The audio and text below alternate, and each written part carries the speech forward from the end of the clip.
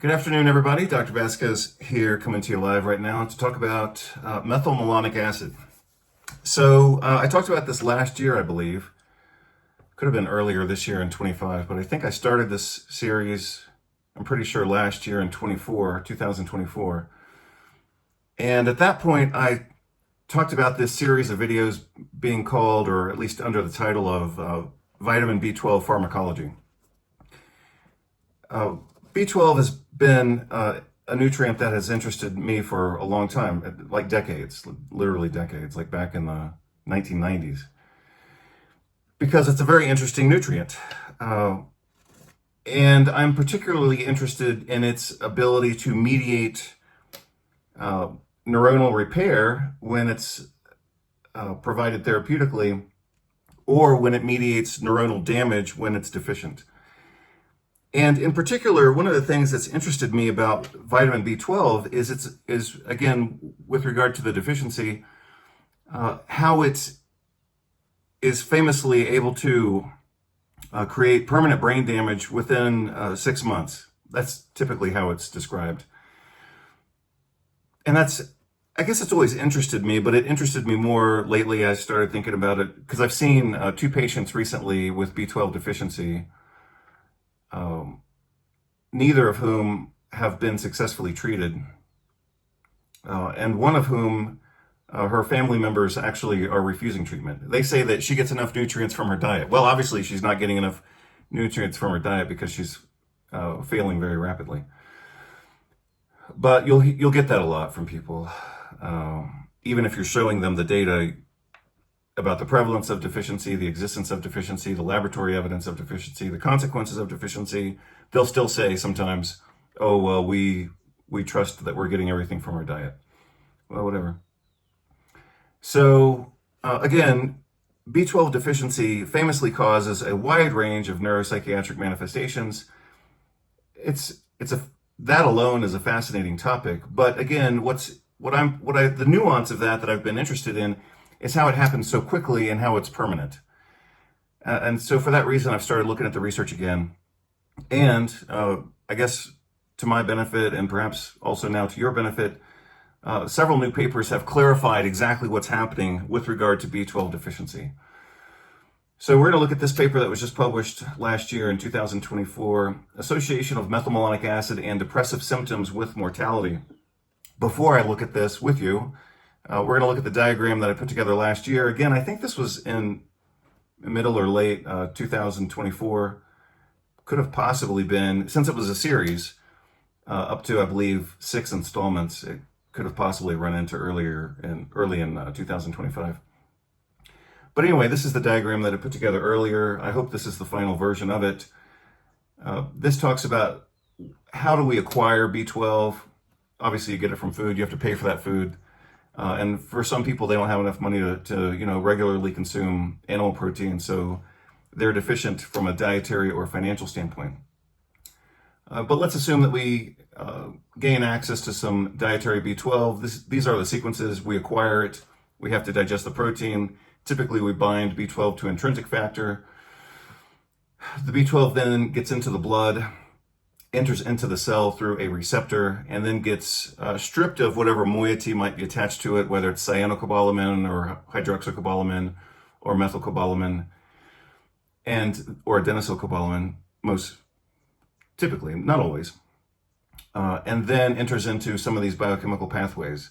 The one that I'm particularly interested in is this one, where the adenosylcobalamin form of B12 catalyzes the reaction of L-methylmalonyl-CoA mutase to convert L-methylmalonyl-CoA into succinyl-CoA.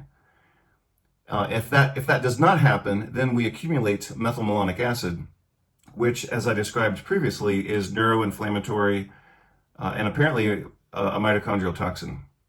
Here I wrote that it was mitodisruptive, and that's fine, and also promotes tumor growth. So I think that, as I said before, somewhat to my surprise, because my position on this used to be, well, what's the point in measuring methylmalonic acid if you think they need B12, give them B12. And I still think that that's mostly correct. However, now with the new data that's coming out, I do think that we should be measuring methylmalonic acid on a regular basis. Especially in kids, for example, who have autism, or adults who have autism, or any adult with depression, anxiety, or any type of neuropsychiatric manifestation. We need to be measuring their methylmalonic acid levels. So I'll show you the importance of this in an upcoming series of videos. Obviously, this is the new one of the kind of revitalization of this series. But if this is at all unfamiliar to you, then I invite you to go back and look at, I believe it was B12 Pharmacology Part 6. And that was when I finally kind of nailed down this diagram that I created. So I invite you to go back and take a look at that video. So let's go back to the new article that I just started to show you a moment ago, which is this one, Associations of Methylmalonic Acid and Depressive Symptoms with Mortality. So basically what they showed in this article is that the higher levels of methylmalonic acid correlate with more depression, and we already knew that. I mean, that's nothing really new. I mean, we've known that for 20 years at least. But I think the interesting twist on this is the association of methylmalonic acid with mortality, and how that appears to be independent of B12 intake and B12 status. So what they're clearly stating in this article is that elevated methylmalonic acid is worthy of consideration as a biomarker, as they state here, a biomarker of mitochondrial dysfunction.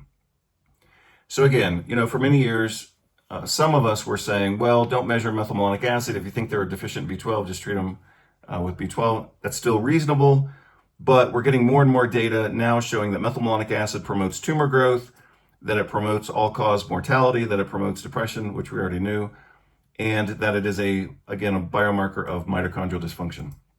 So I think we clinicians, and patients as well, we should be measuring this more often.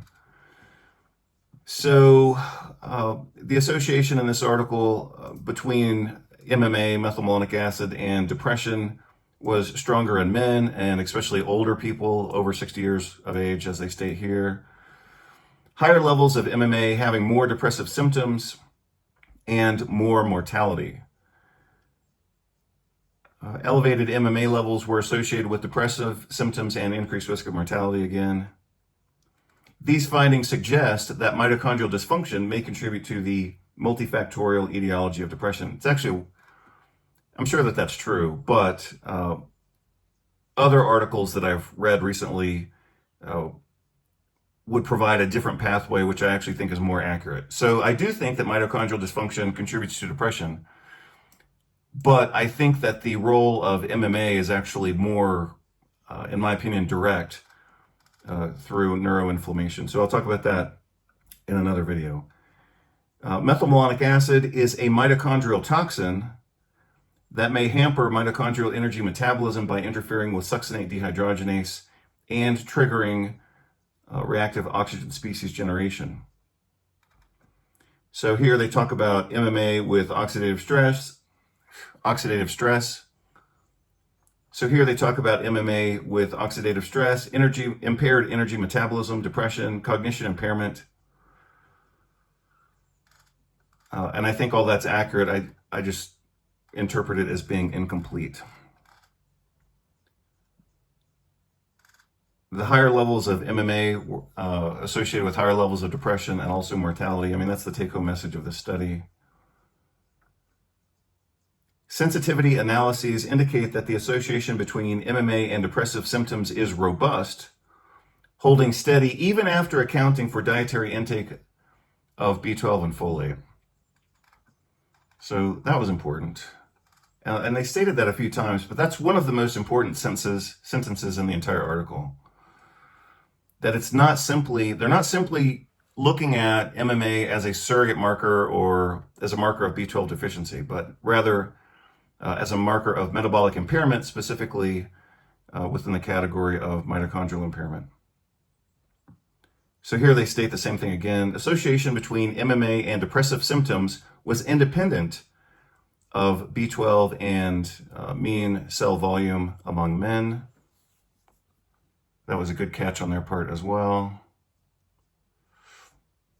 And look at what they state here. Even a minor increase in MMA increases mortality by 25%. That's massive. Risk of mortality increases 15% for every increase in depressive symptoms. MMA remained associated with higher risk of all-cause mortality. Depression only accounted for 2% of the association between MMA and mortality. That was also very important. I think this is probably one of the most important paragraphs in the article. I may have to read the whole thing. Let's see. Maybe it was another one. Yeah, it was that one. So, yeah, let's go back and look at that one. I'll read that section to you. Mitochondrial dysfunction is one of the possible mechanisms underlying the association between MMA and depression. MMA, methylmalonic acid, is considered a biomarker of mitochondrial dysfunction that disrupts the redox balance. The mitochondria theory of depression contends that mitochondria, which provide energy for all cell functions, mediate the biological mechanisms underlying depression, including those associated with monoamines and neuroplasticity. Yeah, I can go with that. I just think it's rather basic. I'll show you other articles that take that, develop that idea to a much greater extent. Disturbance of mitochondria leads to oxidative stress, which contributes to depression through altering brain structure. MMA induces neuron apoptosis that might lead to oxidative stress. High MMA may inhibit glutaminergic neurotransmission by disrupting neuronal mitochondria. That's the understatement of the year. Even though, again, I think this article is quite excellent. I just think that they missed entirely the importance of altered glutaminergic neurotransmission as part of the pathogenesis of MMA-mediated neurotoxicity. So I'll talk about that more in another video, maybe later this week. But we've got enough to go on here. The take-home message here is that elevated MMA is a marker of mitochondrial dysfunction, not simply B12 status. Correlates again with mortality, just like I showed you previously, where MMA appears to be a marker for cancer risk. So MMA causatively associates with cancer risk, overall mortality, mitochondrial dysfunction, and depression, and cognitive impairment. That's been shown now for decades, as I mentioned before. So anyway, I think this is a good new article. And again, the reason I was looking at this is because I wanted to take the conversation kind of to the next level, and that's why I was looking at mechanisms of MMA and neurotoxicity, because I've seen, like I mentioned before, I've seen these two patients recently decline very rapidly. And I had been interested in that before. It's like, how does B12 deficiency cause brain damage so quickly? And apparently it's a neuroinflammatory pathway coupled with mitochondrial dysfunction, and that's a lethal combination. Your brain can handle a certain level of neurotoxicity or a certain level of trauma, and your brain can handle a certain level of mitochondrial impairment, but your brain can't handle both at the same time. And I think that's where MMA comes in, is because it's neurotoxic and mitochondrial impairment at the same time. You combine that together, and the brain has no defense.